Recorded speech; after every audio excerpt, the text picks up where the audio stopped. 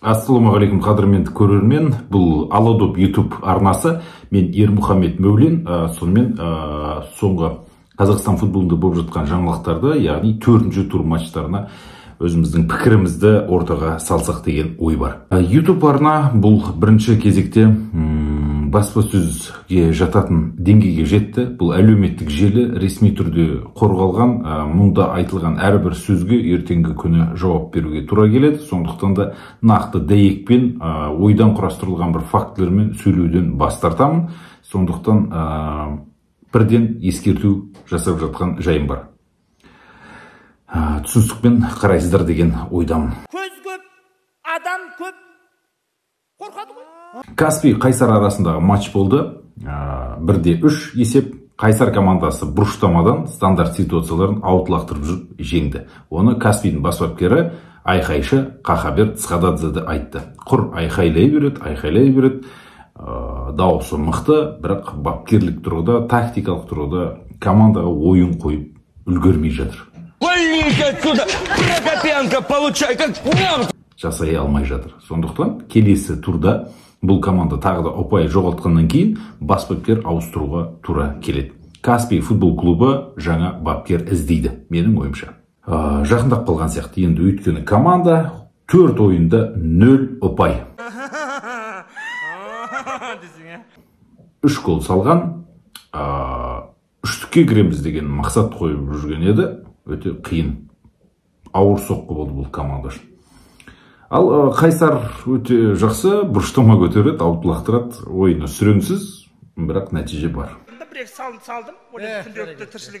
Шахтер Қайрат арасындағы матч есеп 1-1. Негізі Қайрат жеңіске лайықты команда еді, соған сәл-сәл жетпей қалды. Игорь Шацкий, Қазақстан ұлттық құрамасының қақпашысы, ұлттық құрамада ойыннан кейін шабыттанған, ештеңе жіберген жоқ. Бәрін тосты. Жалпы 1 гол жіберді енді, бірақ оның өзі автоголдан кірді.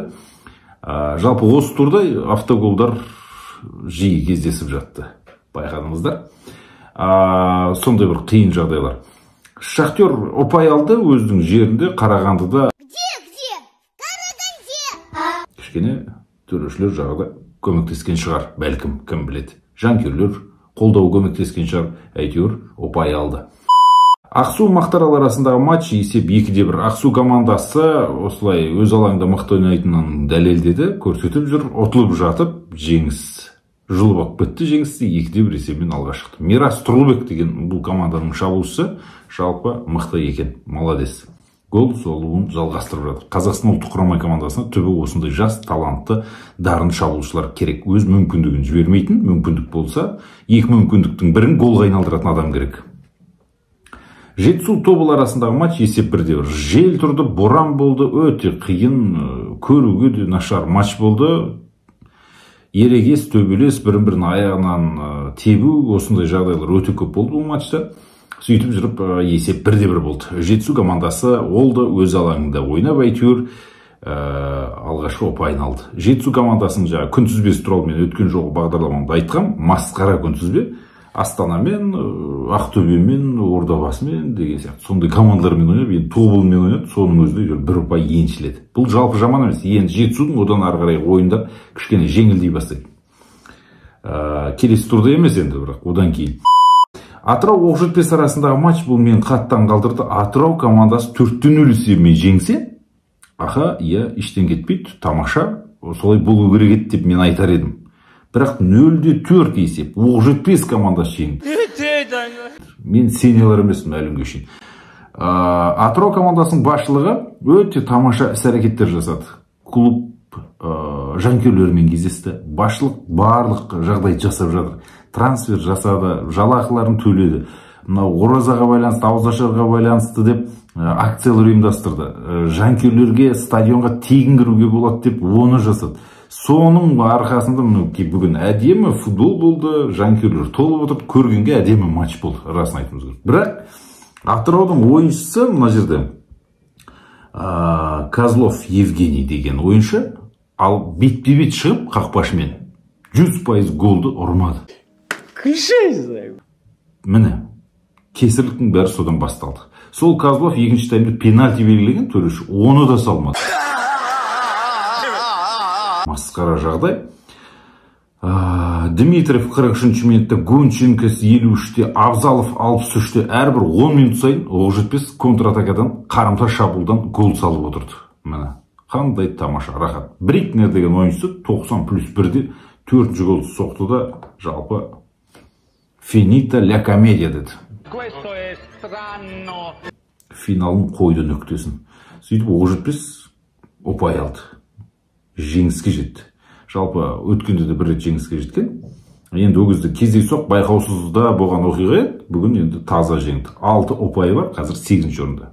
Бірақ әлі де сол сөзімнен қайтпай, Премьер-лигадан ұшатын кандидат командалардың бірі және бірегейі Оқжетпес. Одан кейін Ақтөбе Қызылжар арасындағы ойын 1-3 болды. Ақтөбе командасы жеңу керек еді. Керісінше мен солай ойладым. Бұл матчта да 3-1 есебімен Ақтөбе жеңу керек. Өйткені Андрей Филиппович өткен жылғы бомбардир. Өткен жылғы бомбардирдің бірі Абылайхан Жұмабек. Португалия чемпионатында гол ұрып жүрген бразилиялық Элдер Сантана шеберлігі мықты. Осындай ойыншылар бар. Бауыржан Байтана, Арман Кеңесов, Струме, Раичкевич, Черногорияның ұлттық құрамасының ойыншысы, Шамко, масқара. Осындай футболшылары бар команда қалай жеңілу мүмкін 1-3 есебімен. Ешқандай тактика жоқ та бұл командада. Бір әрекет жоқ. Құр жеке шеберлігі арқасында футболшылардың өнер көрсетіп келді осы кезге дейін. Әлбетте, ондай командаларда мұндай жағдайлар болып тұрады. Бірақ чемпион болатын команда мұндай жерде Қызылжар, Оқжетпес, Мақтаарал сияқты командалармен ойнағанда ұпайдан шашау шығармау керек. Чемпион болатын команда өздерімен өздері ойнаған кезде ғана ұпай жоғалтса, ол түсінерек. Астанамен, Ақтөбе ойнағанда, Қайратпен, жаңағыдай Тобыл сияқты мықты командамен ойнап жатсаң, түсінерек. Мінекей осындай жағдай. Қызылжар командасы мен төмен сүргім кеп тұрған жоқ, бұл Али Ханалиұлы Алиевтің командасы. Мінекей жоқтан бар жасау деген осындай. 0-0-ден бастап көтерілді, команданы жайлап қайтадан жаңа уровенге, деңгейге көтеріп жатыр. Сыгранность енді пайда болып жатыр. Мен өткенде бұл кісіге баспасөз мәслихатта сұхбат қойылғам. Бұл кураж, бұл фарт. Соны ол кісілер ұстап отыр. 2 қолмен кәдімгі жармасып отыр. Әр матч сайын ұпай алады. Психологиялық тұрғыдан өте жеңіл. Сырт алаңда ойнап жатсың. Гранд команда Ақтөбеге қарсы миллиондаған жаңа қаржысы бар, легионерлері бар. Ал сен ондай команда емессің, ойнауға болады. Тамаша, Қызылжар, Али Алиев әсіресе Карповичке өзінен мықты екендігін дәлелдеді деп есептеймін осы жерде. Сондықтан Қызылжар командасында қазір 100% нәтиже, ешқандай жеңілмеген, тең ойнамаған 12 ұпай 4 матчта. Басқа ешқандай командада ондай ұпай жоқ. Мінекей жағдай осындай болды. Астана Ордабасы арасындағы матчқа келейік. Бұл матчта адам миына кірмейтін түсініксіздеу оқиғалар орын алды. 7 ойыншысы Ордабасының негізгі құрамға алынбады, кейбірі тіпті заявкаға да енген жоқ. Петрович, Матич, Абдухоликов, Тағыберген, Исламхан деген сияқты футболшылардың ешқайсысы болған жоқ. Күлкілі жағдай, біреуіне тұмау тиген, біреуінде вирус, біреуі ұлттық құрамадан кейін шаршап қалған дейді. Астанада да ұлттық құрамада ойнаған ойыншылар болды, шаршаған жоқ, ештеңесі жоқ. Бәрі ойнап шықты. Ол құр сылтау. Вирус шықты дегенде құр сылтау, оны барлығымыз бәріміз біліп отырмыз. Өйткені Ордабасы футбол клубында жұмыс істейтін адамдар бар. Олар Астана футбол клубында жұмыс істейтін адамдармен өте тығыз қарым-қатынаста. Оны бүкіл Қазақстан білет, оны жасыратын ештеңесі жоқ. Осылай келісті, осылай болды. Сонымен жарайды, Астана жеңді. Тағы да айта кететін бір жайт, Шымкенттен осы ойын үшін арнайы жанкүйерлер келген екен. Алаңның арғы бетінде қазір өзінің командасына қолдау білдіріп отыр. Бірақ та өкінішке орай Ордабасы әзірге бірде-бір мардымды шабуылға шыға алмауда.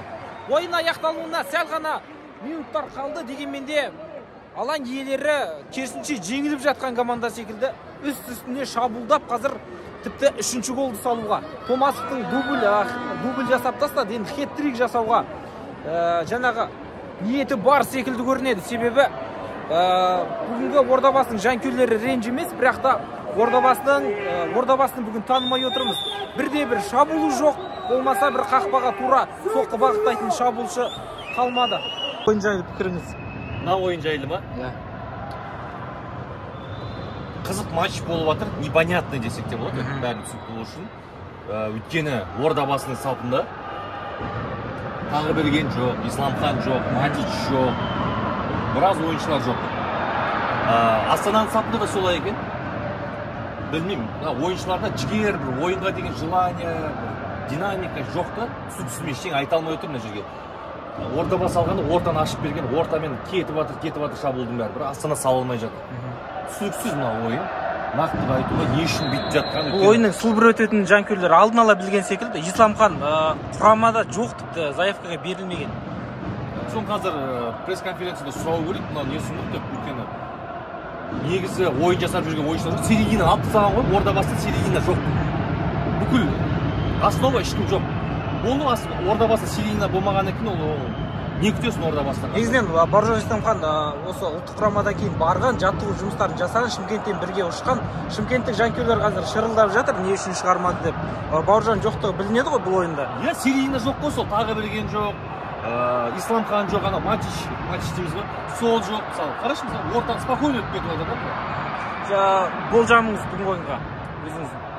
0-0 болады, немесе Астана бір гол салып, бірден аяқталады. Минималды есеппен аяқталады ойын. Иә, ойлаймын, сөйтіп ойлаймын, өйткені ойын емес мынау. Игра в одни ворота болып жатыр негізі, былайша айтқан кезде. Ордабасы ойнатқызуға беріп жатыр.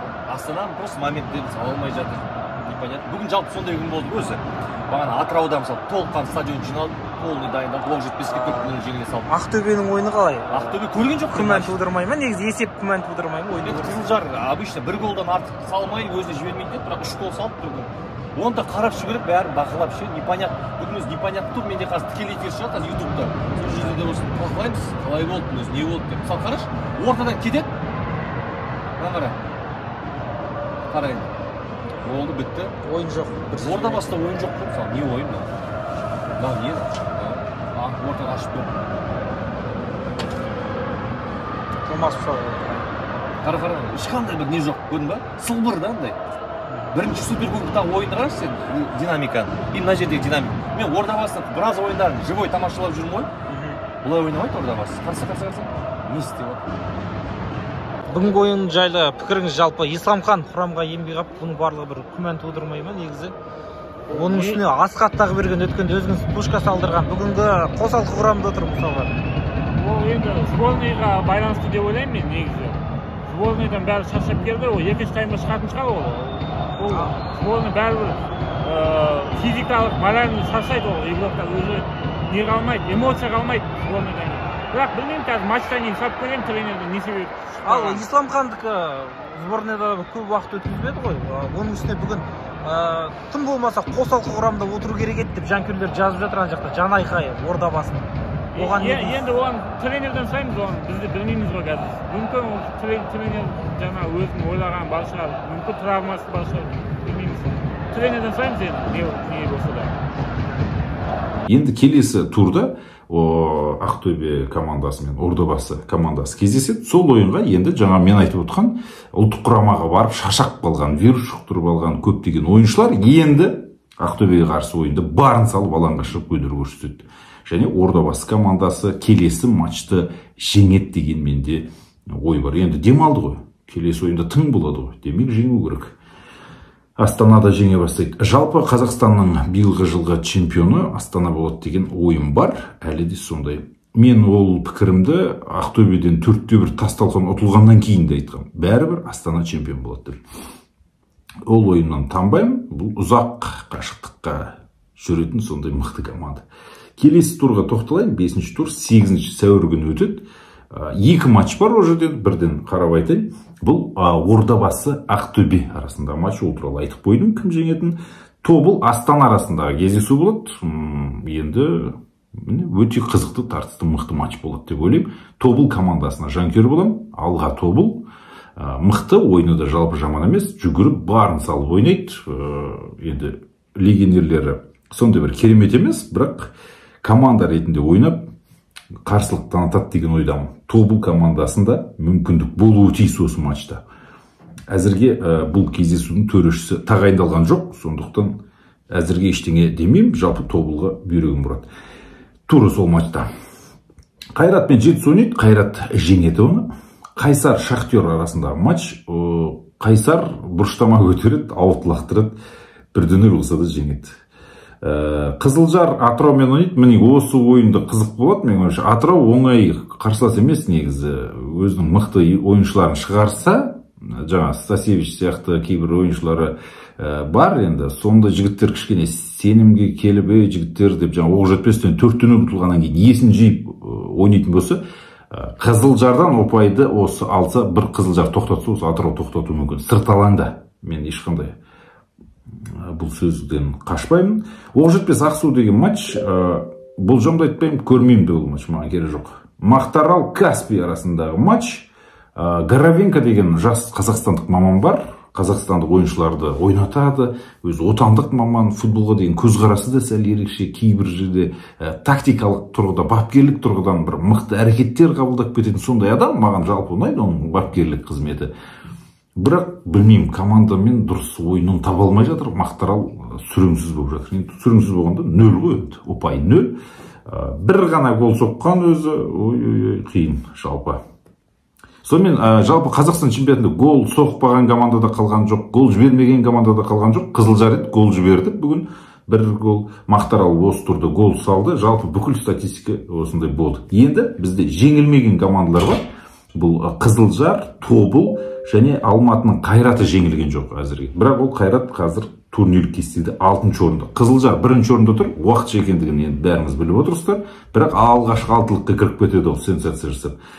Тобыл жалпы жаман емес, Ақтөбе көтеріледі, Ордабасында көтеріледі, Астана чемпион болады, Қайрат 4-ші, 5-ші орын.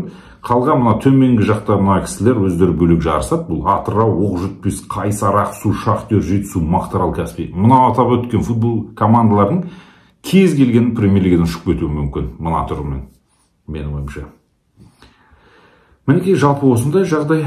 Бомбардирлер тізімде Максим Самородов 4 гол соққан, сол күйі қалды. Мирас Тұрлыбекте 3, Василий Совпель деген Қайсардың жаңағы тепкіш паспен ұрғыш ойыншы. Козлов осы турда 2 гол ұратын мүмкіндігі болды, екеуінде мүлт жіберді. Жалпы бомбардир болмайды бұл.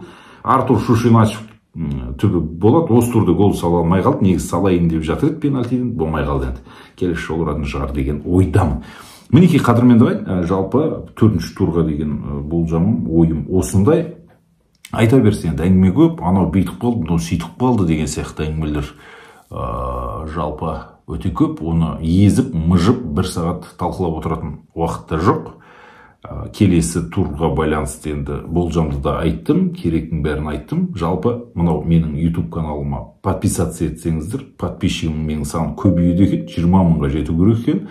Одан кейін лайкты, енді лайкты керемет басып жатырсыздар. Дизлайк басатын адам табылмай жатыр қазір соңғы кездер.